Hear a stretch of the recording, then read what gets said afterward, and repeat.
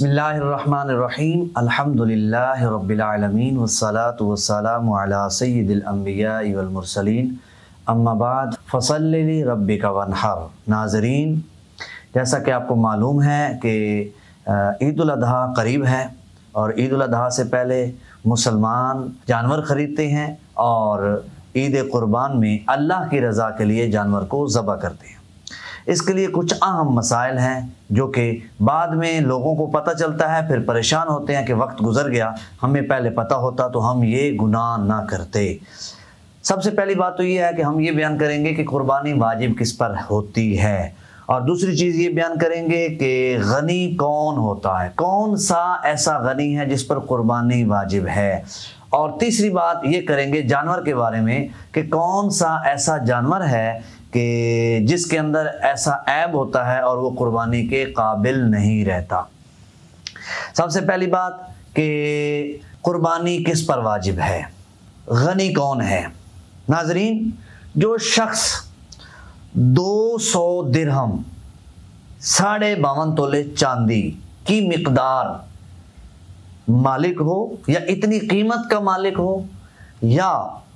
حاجت اصلیہ سے زائد اس کے پاس اتنا مال ہو کہ سب کو ملا کر اگر قیمت جمع کی جائے تو 52.5 تولے چاندی کی قیمت کے برابر پہنچ جائے، تو ایسا شخص غنی ہے، ایسے شخص پر قربانی واجب ہوتی ہے۔ حاجت اصلیہ سے کیا مراد ہے؟ حاجت اصلیہ سے مراد مکان، کھانا داری کے ضرورت کے سامان، سواری کا ایک جانور، گاڑی یا موٹر سائیکل، پہننے کے کپڑے یا جوتا، یہ اور گھر کا جو ضروری استعمال کا سامان ہے، کھانے پینے کا، یہ حاجت اصلیہ۔ اس سے زیادہ جس کے پاس ضرورت سے زائد، مثال کے طور پر 2 گاڑی ہیں، 2 موٹر سائیکل ہیں، 1 موٹر سائیکل ضرورت سے زائد ہے،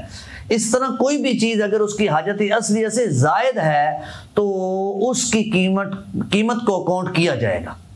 اور پھر دیکھا جائے گا کہ اگر اس کی یہ ساری حاجت اصلی سے زائد چیزیں 52.5 تولے چاندی کی قیمت کو پہنچتی ہیں تو پھر وہ غنی ہے، ایسے شخص پر قربانی واجب ہے۔ اب یہ بات تو ہوگی غنی کے لیے۔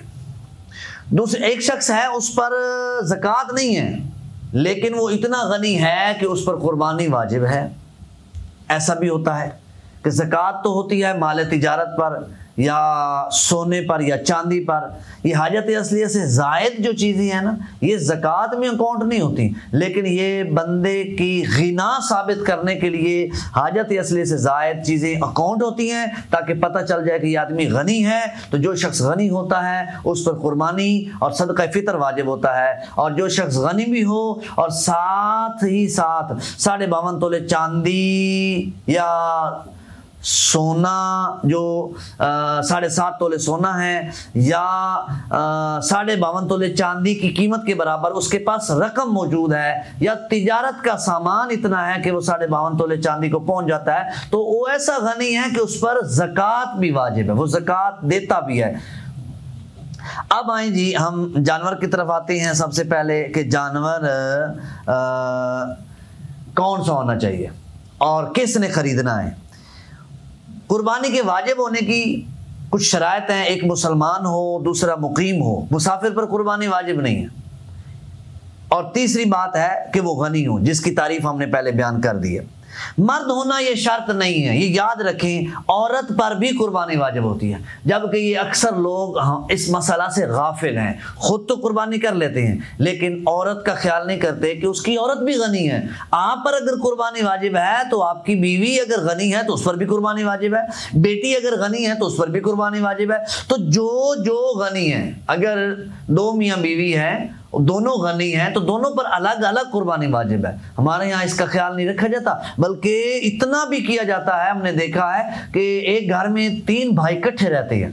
تو تینوں اکٹھے پیسے جمع کروا دیتے، حالانکہ تینوں غنی ہیں، تینوں پر قربانی بنتی ہے، لیکن وہ تینوں پیسے جمع کر کے ایک مہنگا سا بکرا خریدتے ہیں کہ جی ہم لوگوں کو دکھائیں گے، جی ہم نے بہت بڑا مہنگا، ہمارا گھر میں بہت بڑا اور مہنگا بکرا جو ہے نا وہ لاکھوں کا 5 لاکھ کا بکرا خرید کر لائے ہیں۔ تو یہ اللہ کی رضا تو نہ ہوئی، وہ واجب ادا ہی نہ ہوا، کیونکہ بکرا ایک شخص کی طرف سے ہوتا ہے، 3 شخصوں کی طرف سے بکرا نہیں ہوتا۔ جب 3 لوگوں نے اکٹھے پیسے ملا کر بکرا خرید لیا تو وہ ایک کی طرف سے نہ ہوا، وہ 3 کی طرف سے ہوا، اس لیے قربانی ضائع ہو گئی۔ قربانی جو بکرا ہوتا ہے وہ ایک شخص کی طرف سے ہوتا ہے، تو اگر 3 آدمی قربانی ایک بکرے کی کرنا چاہتے ہیں اور تینوں غنی ہیں تو ایک کی کر نہیں سکتے، اگر غنی نہیں ہے فقیر ہیں تو تینوں پیسے جمع کریں، ایک بھائی کو مالک بنا دیں اور وہ ایک بھائی کی طرف سے جانور خریدا جائے، ایک فرد کی طرف سے، تب وہ قربانی ادا ہو جائے گی جس کی طرف سے نیت کریں گے۔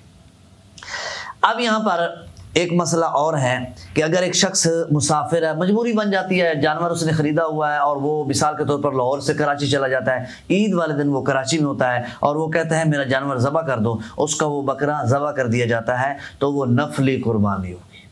وہ نفلی قربانی ہوگی کیونکہ وہ سفر پر ہے۔ اب اگر وہ دوسرے دن، عید کے دوسرے دن وہ گھر میں پہنچ جاتا ہے، اب وہ مقیم نہیں رہا، مسافر نہیں رہا، اب مقیم ہو گیا، اب اس پر دوبارہ، اگر وہ غنی ہے اس پر دوبارہ قربانی کرنا واجب ہے، کیونکہ پہلی جو قربانی عید والے دن ہوئی تھی تب وہ مسافر تھا، اس نے جانور ذبح کروا دیا، وہ نفلی قربانی ہوئی، دوسرے دن وہ مقیم ہو چکا ہے، لہذا اب اس پر قربانی دوبارہ واجب ہے۔ بہتر یہ تھا کہ وہ کہتا کہ میری قربانی ابھی نہ کی جائے، میرا جانور ذبح نہ کیا جائے، میں دوسرے دن واپس آ رہا ہوں، میں اس وقت قربانی کروں گا، ابھی میں مسافر ہوں۔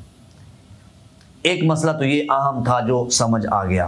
دوسرا مسئلہ کہ جانور کتنے قسم کے ہوتے ہیں، ایک اونٹ ہوتا ہے، ایک گائے ہوتی ہے، بھینس گائے کی ہی قسم ہے وہ گائے میں شامل ہے، اور ایک بکری ہے، بکری، بکرا، دمبا، دمبی، بھیڑ، یہ سب اس کے اندر شامل ہو جاتے ہیں۔ قربانی کے جانور کی عمر کا لحاظ کرنا ضروری ہے، اونٹ ہے تو اس کے لیے 5 سال، اور گائے ہے تو اس کے لیے 2 سال کا ہونا ضروری ہے، اور اگر بکرا ہے تو اس کے لیے 1 سال کا ہونا ضروری ہے۔ یہ عمر کا جو خیال ہے یہ انگریزی مہینے کا اعتبار نہیں ہے، یہ چاند کی تاریخ کا اعتبار ہے، چاند کے مہینے، اسلامی مہینے جو ہیں ان کے اعتبار سے اگر ایک جانور بکرا، بکری، دمبا، دمبی ہے، سال کا ہو گیا اس کی عمر پوری ہوگی۔ ہاں ایک بات ہے کہ دمبا اگر صحت میں اتنا ہے کہ دیکھنے میں وہ سال بھر کا لگتا ہے تو 6 ماہ سے اوپر ہے لیکن سال بھر کا لگتا ہے تو اس کی قربانی جائز ہو جائے گی۔ باقی ہے کہ جتنا مہنگا جانور خریدیں گے اتنی ہی فضیلت والا کام ہے۔ اب یہاں پر آخری بات جو کرنی ہے وہ ہے عیب کا خیال کرنا ضروری ہے۔ قربانی کے جانور کو عیب سے خالی ہونا چاہیے، تھوڑا سا عیب ہوا قربانی ہو جائے گی، اور اگر زیادہ عیب ہوا، مثلاً جس کے پیدائشی سینگ نہ ہو اس کی قربانی جائز ہے، کیونکہ اس میں یہ عیب وہ نہیں ہے جو حقیقت میں عیب سمجھا جاتا ہے، پیدائشی سینگ نہیں ہے۔ ہاں اگر سینگ ٹوٹ گئے ہیں تو اگر تو جڑ سے ٹوٹے ہیں پھر اس کی قربانی جائز نہیں، اور اگر جڑ سے کچھ اوپر سے ٹوٹے ہیں تو جتنے مرضی ٹوٹے ہوں قربانی اس کی جائز ہے۔ جس جانور میں جنون ہو، جنون، پاگل پن، یہ اگر جانور میں ہے اور اتنا زیادہ ہے کہ چرتا ہی نہیں ہے تو اس کی قربانی جائز نہیں ہے، لیکن اتنا ہے کہ چر تو لیتا ہے تو پھر اس کی قربانی جائز ہے۔ کھسی جانور ہے تو اس کی قربانی بھی جائز ہے۔ جتنا بھی بوڑھا ہو قربانی جائز ہے، لیکن جتنا فربا ہو، تازہ ہو، اتنا افضل ہے۔ خارشی جانور کی قربانی جائز ہے، ہاں اگر اتنا لاغر ہو گیا کہ اس کی ہڈیوں کے اندر گودا بھی ختم ہو گیا تو پھر ایسے جانور کی قربانی جائز نہیں ہوگی۔ اسی طرح اگر جس جانور کے دانت نہ ہوں اور گھاس کھانے کی صلاحیت نہیں رکھتا، یا جس کے تھن کٹے ہوئے ہوں یا خشک تھن ہو گئے ہوں، اس کی قربانی بھی جائز نہیں ہے۔ بکری ہے 2 تھن ہوتے ہیں، ایک تھن اگر خشک ہو گیا قربانی جائز نہیں۔ گائے یا بھینس ہے ان کے 4 تھن ہوتے ہیں، تو اگر ان کے 2 تھن خشک ہو گئے، ضائع ہو گئے، تو ایسے جانور کی بھی قربانی جائز نہیں ہوگی۔ ایک مسئلہ رہ گیا کہ بڑا جانور جو ہوتا ہے اس کے اندر ایک جانور میں 7 افراد شریک ہو سکتے ہیں، 7 افراد سے زیادہ نہیں ہو سکتے۔ اس میں بھی کوئی بھی شخص گوشت کی نیت کرے گا سب کی قربانی ضائع ہو جائے گی۔ 7 کے 7 افراد ایسے ہونے چاہیے سب کی نیت یہ ہو کہ میں قربانی کر رہا ہوں، یا عقیقے کی نیت سے شامل ہوتا ہے تو بھی جائز ہوگا۔ اس مسئلے کا بھی از حد ضروری ہے، جو لوگ حصے ڈالتے ہیں ان پر لازم ہے کہ وہ ان کا خیال کریں، اور قربانی کے کوئی بھی حصہ ایسا نہ ہو جو شخص صرف گوشت لینے کے لیے آیا ہو جبکہ قربانی وہ الگ کر رہا ہو یا کوئی اور وجہ ہو۔ اس چیز کا بھی خیال رکھنا ضروری ہے۔